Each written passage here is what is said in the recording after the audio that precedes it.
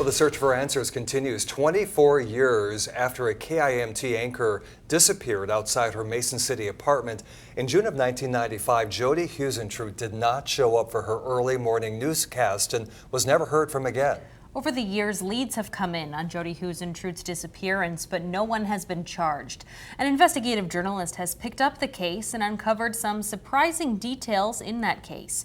KGDC's Linda Ha has the latest. Club here in Hampton. The case of a TV news anchor with a promising future cut short still haunts those who watched her. I think they would have. Steve Ridge is an investigative journalist. During his independent year-long investigation, more clues have come to the surface.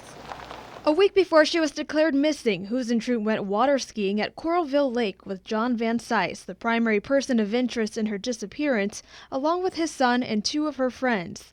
After speaking to witnesses at the eastern Iowa lake, Ridge discovered that Huisentruit met two other men and joined them on their boat. I have witnesses telling me that the owner of this boat, who Jodi had not previously known,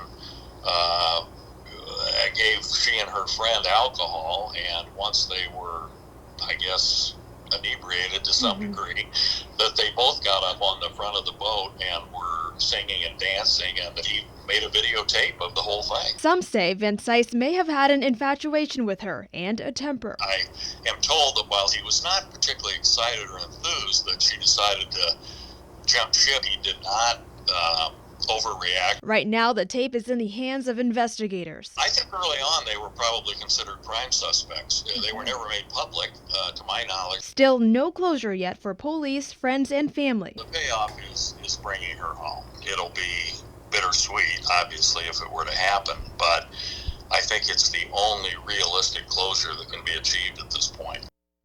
Boy, interesting. And so Linda Ha joins us now in our studio. Linda, police have had this video early in their investigation. Yeah, Tom, Caitlin, there's evidence in this case that hasn't been brought up and reported on before. So if charges are ever brought up against someone, there's no way to know what police have at their disposal. And Ridge also believes there will be a major breakthrough, maybe even an arrest around or before the 25th anniversary date of Huisentruit's disappearance. Wow, we've been waiting for something. Absolutely, the whole region has. Well, thank you, Linda. Thank you, Linda. We'll be right back.